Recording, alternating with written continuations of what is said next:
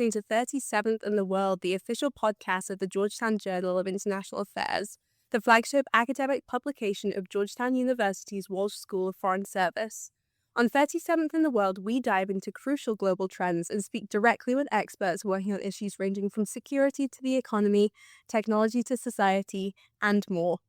In today's episode, we dive into Africa-China relations and cyber tech and security with Professor Bulelani Jili from the Georgetown University STEER Department.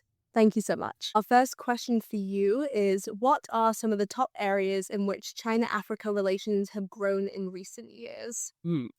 Okay. So to somewhat better understand, or at least map our comprehension around China's footprint on the continent, it's very important to kind of just look simply at some of the major, say, data lines.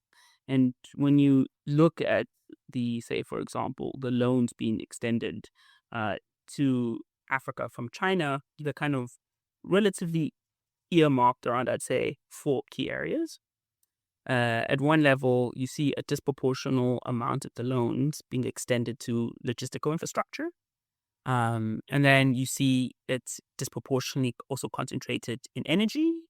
That means, areas like oil, for example. And then you see it in the ICT space, so kind of information communication technology space. That's kind of some of the leading areas of Chinese involvement. And that partly makes sense in relation to some of the infrastructural demands on the Africa side. It's very important to kind of understand Africa-China relations as defined by both supply and demand.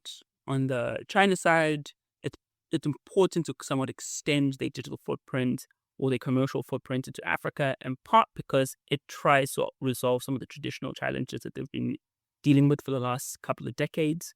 That's specifically kind of connected either to overproduction issues, i.e. when you've saturated your local market, you're looking for new markets to somewhat further integrate your own commercial activity abroad, so you can get access both to new markets, access to obviously the potential amount of African customers. And as we know, Africa is the most growing demographic population in the world, meaning in the long term, there will be the global, let's say, consumers of commodities, and so you need access to them.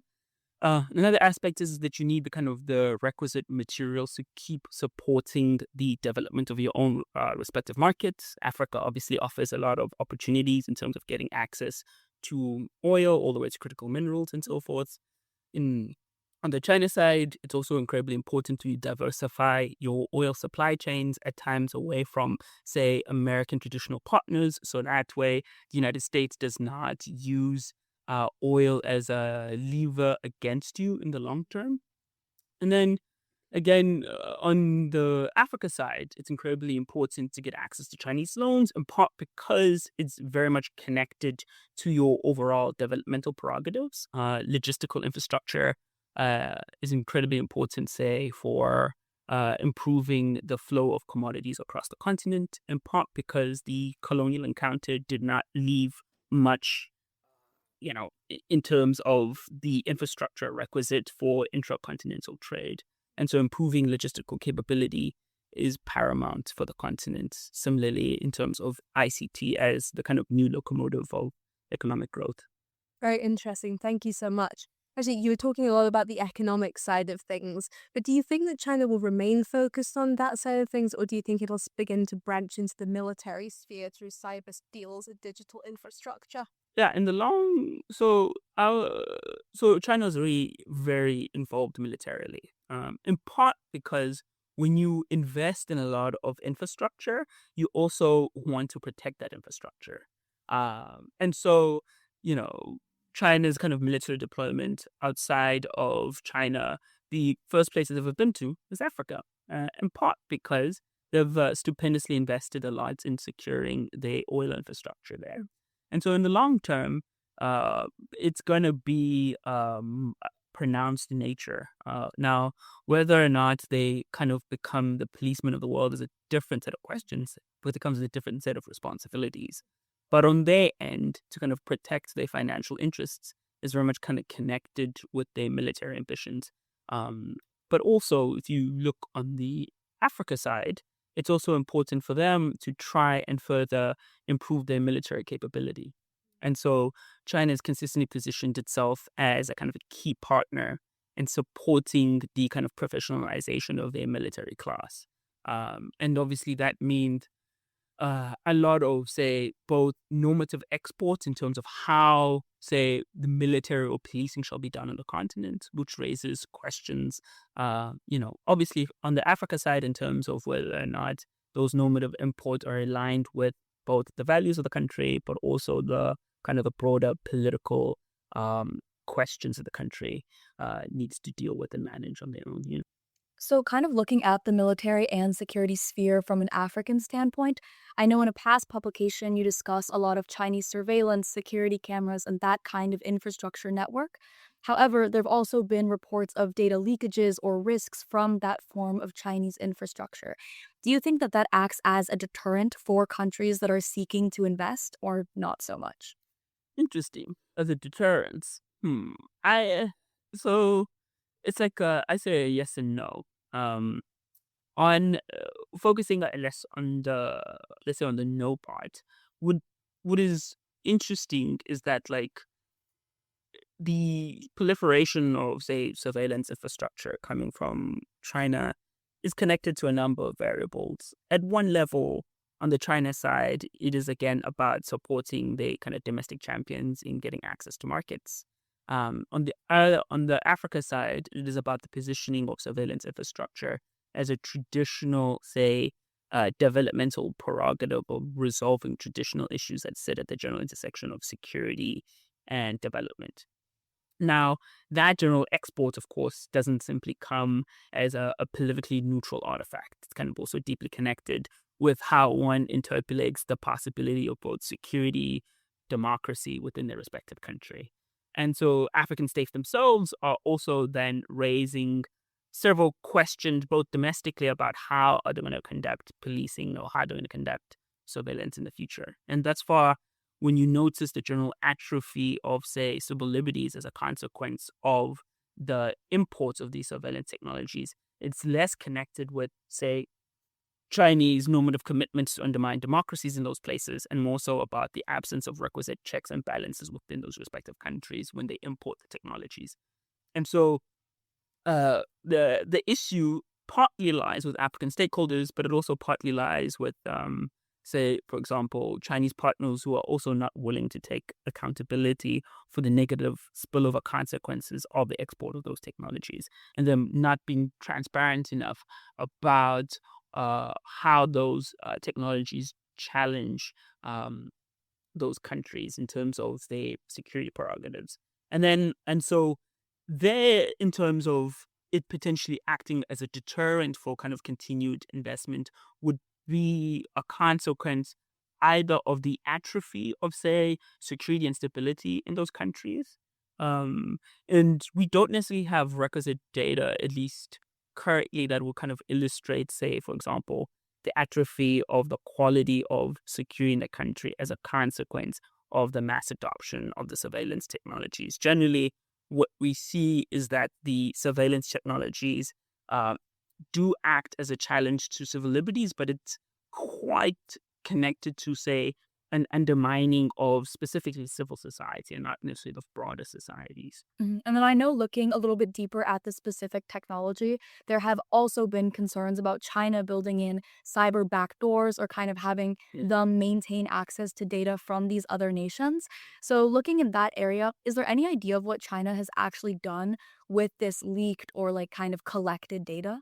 Sure. So, yes. So, backdoors are a problem, but the, the the backdoors themselves are a problem not because simply of the quality, or say, of Chinese products or the intention of Beijing to produce technologically inferior products with the general intention of espionage. Now, obviously, one cannot completely discount that matter, but the issue specifically with, say, imported surveillance technologies coming from China is a broader cyber environment, cyber stability question, in part because regardless of where you're getting your technologies, you want to ensure that your supply chains are very much, safe and done with a degree of integrity that would protect you regardless of the source of the technology.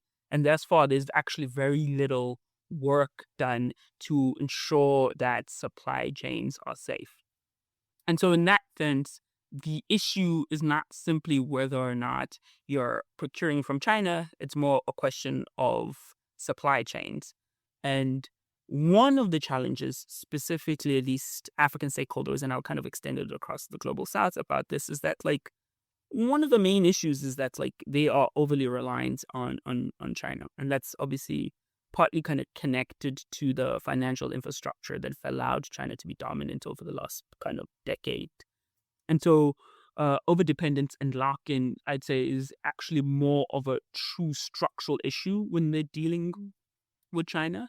Now, of course, in terms of dealing with backdoor issues, uh, as a country, it's quite difficult in part because I'd say the world is currently divided about those who are trying to mobilize attribution to China as a way to kind of shame and blame. And then those stakeholders who are aware that like shame and blame only further, say, diminishes their standing with China and then creates kind of long-term challenges for them. And so I would say that like as a respective countries have to figure that kind of question about how attribution works for them on their own terms. Attribution can be particularly powerful, but it can also not be particularly helpful if you're trying to maintain diplomatical relations with China in the long term. African countries themselves generally always not in the best position to negotiate better terms and agreements with Beijing, in part because of their over reliance on China. And so I would say if we're trying to then make more cyber stable environments in the long term, we have to then diminish dependency. That means working with stakeholders, really across the globe, whether those suppliers are from Europe or those suppliers are coming from the United States, in part because producing more hybridized cyber environments both allows for greater agency on the Africa side, it further diversifies markets, but it also helps strengthen the quality of the overall environment. And so I generally say that like the issues of backdoor are not far away from kind of like broader structural questions. And drawing simply attention to China can be powerful, but it also can be a modality of obfuscation in itself. Wonderful. Thank you so much. So moving on from that, as the internet grows increasingly common and access to technology develops in Africa, and also as the over-reliance continues, do you think that countries might begin to adopt more restrictive internet policies that Mm. potentially mimic the Chinese structure of censorship? Huh. Interesting. That's an interesting question. I would say like um what I actually worry a lot about these days is actually discussions about digital sovereignty, to be funny enough. In part because digital sovereignty as a discourse is generally a statist orientated discussion, which is to say that like the state should be the principal lever that controls both the internet and all either related ICT infrastructure. And while it's generally positioned then as a modality to say diminish dependency um, on American or potentially Chinese partners, it also presumes that, say, tech in itself is a state lever. But a lot of the capabilities of a country, at least as related to technology, is really a private sector fact. And so the general supposition is that we are trying to diminish the independence of the private sector and further link it up with the state. And that general atrophy of distinction, for me, is a long term challenge, specifically with those who are invoking digital sovereignty. And so, in general, I prefer talking, say, for example, about digital agency as a way to ensure that there's greater capability, say, within your respective country over technology, rather than simply interpolating it as a node or capillary extension of state power. And it partly then connects to your comment about my overall worry about, say, the the atrophy of an open internet.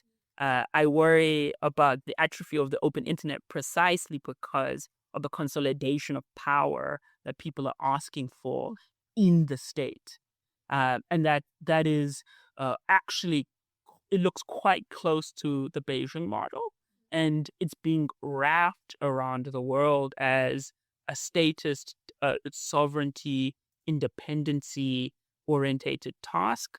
But in itself, it overall might diminish the means of the private sector or civil society within your respective country.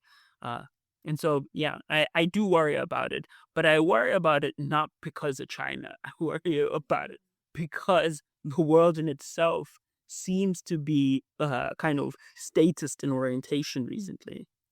So you mentioned civil society and kind of that concern domestically, but do you think that the possibility of kind of malicious use of software stays contained within a state's borders? Or could they also use this technology and these like increased advancements to kind of conduct other activities across border? Yeah, sure, sure. I do worry a lot about malware, and a lot of my more public-facing writing recently has been about the growth of kind of malware technology, specifically within kind of China's kind of domestic security environment, and the fact that there's kind of limited regulation and there's kind of also limited transparency over the proliferation of these technologies in general means that we're living in a less secure security environment. And so, in general, but at one level, we do need more work in this direction, but we also need better legislation, both at like the multilateral level, at international law level, but also at domestic levels to generally manage the proliferation of malware technology. And that, like, across generally the globe, including China, you see very limited kind of consolidated efforts to kind of actually regulate the space. Um, and like, well, I can't completely disclose which countries I work with about this, but there are now some intentions, as well as I'm kind of pushing with certain partners about how to get kind of global legislation in this direction. Wonderful. Thank you so much. And for our final question, just wanted to continue maybe on that topic of domestic surveillance and censorship, because in your 2022 Nature article, you mentioned your own time in Nairobi conducting research on surveillance technologies. Sure. Yeah. As we continue to see more and more initiatives for growing smart cities across Africa, will most of these developments come with the increased surveillance technology and the cyber infrastructure that will be supplied by China? Yes, in that sense.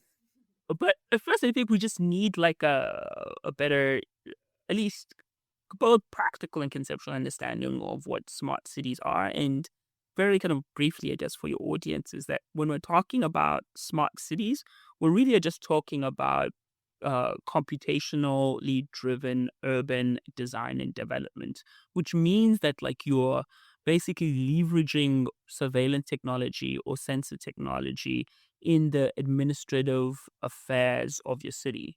And that capability is then contingent on surveillance infrastructure. And that could range all the way from surveillance technologies that are designed to identify, say, cars and traffic congestion, all the way to technologies that are specifically designed to make observations about what people are doing in their everyday. And in particular, the kind of mass application of kind of facial recognition systems has been one of my focuses over the last couple of years. And while, people generally, again, present these technologies as neutral artifacts that are able to produce greater efficiencies, those general efficiencies also at times come with other challenges. And in particular, the one of the challenges is simply the absence of anonymity within a kind of a public space, and the kind of political futures you are crafting in the absence of anonymity is one of my trepidations over its mass adoption in the context of Africa. And so, yes, I worry about it in part because when partners are working with Beijing, kind of the political or kind of negative aspects of these technologies aren't regularly discussed specifically within both those meetings and within their, say, mass adoption of these systems. And in part because Beijing's strategy of, say, development across the global south is that they present themselves as let's say, a politically neutral partner, right? We don't export our normative social commitments onto you.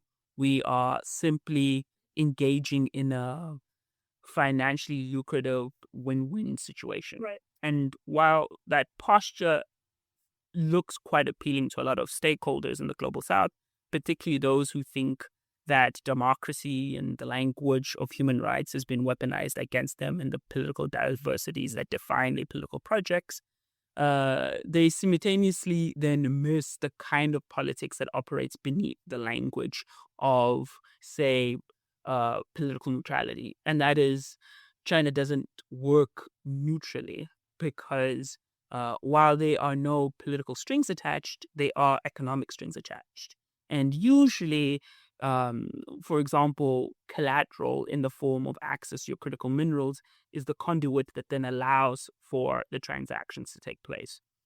And so in that sense, it's both misleading, but it's also beguiling as a posture across the global south. And I worry a lot about how the politics of no strings attached is then losing sight of the significance of the political decisions that are being made, even though they're dressed as not political decisions being made. Very interesting. Thank you so much. Really appreciate you sharing your experience with us. And this was 37th in the World, the official podcast of the Georgetown Journal of International Affairs. Please be sure to subscribe and leave a comment and rating on whatever streaming platform you use. To support the podcast, you can click the link in this podcast description that says support the show. To read other insightful interviews and articles, please check out gajia.georgetown.edu. Thank you. This was 37th in the World, the official podcast of the Georgetown Journal of International Affairs. Please be sure to subscribe and leave a comment and rating on whichever streaming platform you use. To support the podcast, you can click the link in this podcast's description that says support the show. To read other insightful interviews and articles, please check out gajia.georgetown.edu.